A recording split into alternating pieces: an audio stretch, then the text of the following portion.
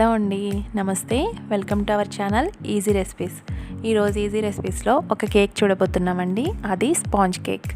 అది మనం బయట బేకరీ నుంచి తెచ్చుకున్నట్టే అదే టేస్ట్తో అదే టెక్స్చర్తో ఎలా రావాలో నేను మీకు చూపిస్తాను. ఇది చేసుకోవడం చాలా ఈజీ అండి, పెద్ద కష్టమేమీ కాదు. అది కూడా మనకి ఎప్పుడు ఇంట్లో ఉండే రెగ్యులర్ ఐటమ్స్తోనే మనం దీన్ని ప్రిపేర్ చేస్తున్నాం. అదొకటండి, దీన్ని మనం చాలా హెల్తీగా కూడా చేస్తున్నాం. ఎందుకంటే దీనిలో మనం గోధుమ పిండి యూస్ చేస్తున్నాం. దీనిలో నేను మైదాని ఏమి యూస్ చేయట్లేదండి, గోధుమ పిండినే యూస్ చేస్తున్నాను.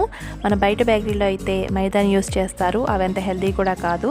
మనం ఇంట్లోనే ఇలా ఈజీగా మన పిల్లలకి మన చేతులతో చాలా మంచి ఫుడ్ ఇచ్చిన వాళ్ళం అవుతాము. అప్పుడప్పుడు ఇలా ట్రై చేస్తూ ఉండండి, చాలా బాగా వస్తాయి.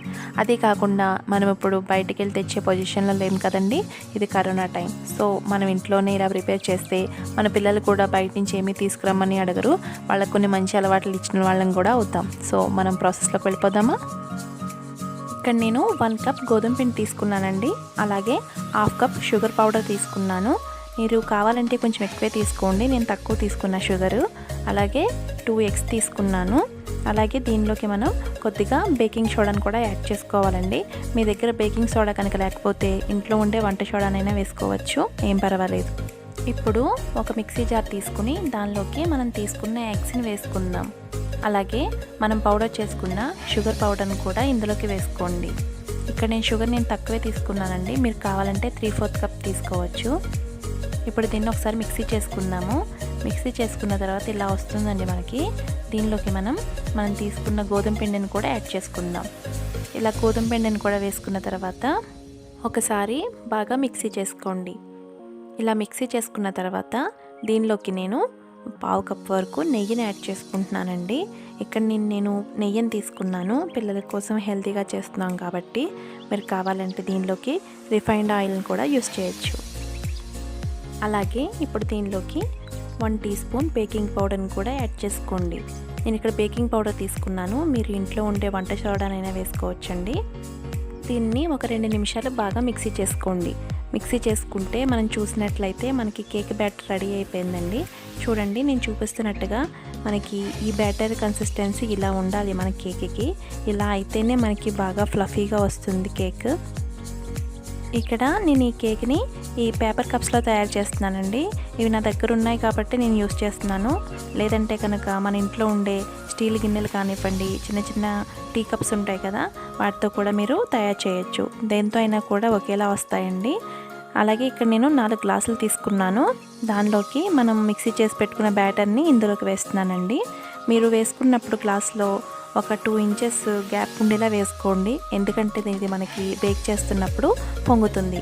అలా మీరు పైకంటే వేసేసారంటే పైకి వచ్చేస్తుంది. మీరు ఇలా గ్యాప్ ఉంచుకుని వేస్తే కనుక కరెక్ట్గా మీకు గ్లాస్ వరకు వచ్చి ఆగిపోతుంది. ఇలాగే మనం అన్ని గ్లాసుల్లోకి కూడా ఈ బ్యాటర్ని వేసేసుకుందాం. చూడండి, ఇక్కడ 4 గ్లాసుల వరకు నాకు కరెక్ట్గా వచ్చింది ఈ బ్యాటర్. ఇప్పుడు దీన్ని బేక్ చేసుకుందాం.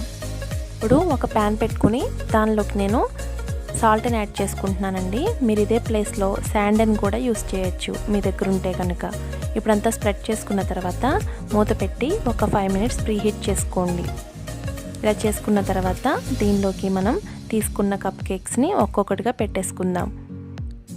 ఇలా అన్నీ పెట్టుకున్న తర్వాత వీటిని మూత పెట్టి బాగా బేక్ చేసుకోవాలండి. ఒక 15 to 20 మినిట్స్ సిమ్లో పెట్టి బేక్ చేసుకుంటే మనకి కరెక్ట్గా బేక్ అవుతాయండి. ఒక 15 మినిట్స్ తర్వాత ఒకసారి తీసి చూద్దామండి. చూడండి, మనకి బాగా బేక్ అయిపోయినాయి కదా, చూస్తుంటేనే తెలుస్తుంది. మీరు కావాలనుకుంటే కనుక టూత్పిక్తో కానీ చాక్తో కానీ ఒకసారి చెక్ చేసుకోండి. ఏమన్నా అంటుకుంటే కనుక ఒక 5 మినిట్స్ ఉంచండి, లేదంటే కనుక ఇంకా మనకి తీసేసుకోవచ్చు, రెడీ అయిపోయినట్టే. ఇవైతే బేక్ అయిపోయినాయండి, మనకి చూస్తుంటేనే తెలుస్తుంది. ఇప్పుడు దీన్ని మనం బయటకు తీసుకుందాం. చూడండి, ఇప్పుడు మనకి కప్ కేక్స్ రెడీ అయిపోయినాయి. చూస్తుంటేనే తెలుస్తుంది కదండి మనం ఎంత బాగా చేసామో. మీరు కూడా ట్రై చేయండి, చాలా బాగా వస్తుంది. ఇది కొంచెం చల్లారిన తర్వాత ఒక చాక్ తీసుకుని దాంతో ఎడ్జెస్ని నేను చూపిస్తున్న విధంగా ఇలా కట్ చేసుకోండి. ఇలా చేసుకుంటే మనకి ఈజీగా వచ్చేస్తాయండి కేక్స్. ఇప్పుడు దీన్ని ప్లేట్లోకి టర్న్ చేసుకుందాం. చూడండి, ఇప్పుడు మనకి ఇక్కడ కేక్స్ రెడీ అయిపోయినాయి. చూస్తుంటేనే తినాలనిపిస్తుంది కదండి. చాలా బాగా వచ్చినాయి. అసలు మనం బయట బేకరీ నుంచి తెచ్చుకునే దానికి ఏమీ తీసిపోకుండా ఉంటాయండి. ట్రై చేస్తే మీకే తెలుస్తుంది. చూడండి చాలా బాగా వచ్చింది కదా. సేమ్ అదే టెక్చర్తో మనం ఇక్కడ ఓవెన్ ఏమీ యూస్ చేయలేదండి. ఇక్కడ మనం ఎటువంటి ఎసెన్స్ కూడా ఏమీ యాడ్ చేయకుండా న్యాచురల్గానే చేసాము. కానీ మనకి బేకరీలో నుంచి తెచ్చుకున్న కేక్స్ లాగే టేస్టీగానే ఉంటాయండి. మీరు ట్రై చేస్తే మీకే తెలుస్తుంది. ఒకసారి మీరు కూడా ట్రై చేయండి. అలాగే నేను ఇక్కడ మిగతా కప్స్లో కేక్స్ అన్నీ కూడా నేను ప్లేట్లోకి తీసుకున్నానండి. ఇక్కడ చూస్తున్నారు కదా, మా పిల్లలు అయితే బాగా రెడీగా ఉన్నారండి. వీటిని ఎప్పుడు కట్ చేసేద్దామా, ఎప్పుడు తినేద్దామా అని చెప్పి. సో వాళ్ళే కట్ చేస్తారండి దీన్ని. ఇది కట్ చేసినప్పుడు మీకు ఆ కేక్ ఎలా వచ్చిందో మీకు బాగా కనిపిస్తుంది. మీరే చూడండి నీట్గా.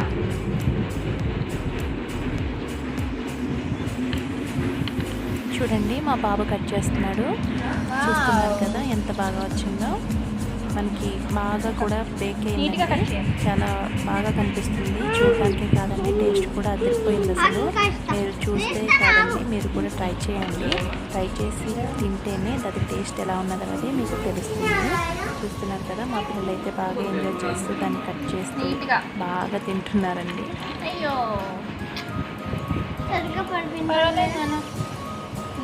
ఓకేనండి, చూస్తున్నారు కదా, ఈ కేక్స్ని మీరు కూడా ట్రై చేసి ఎలా వచ్చిందో నాకు కామెంట్ సెక్షన్లో షేర్ చేయండి. అలాగే నా ఛానల్ని ఎవరైనా సబ్స్క్రైబ్ చేసుకోకపోతే సబ్స్క్రైబ్ చేసుకోండి.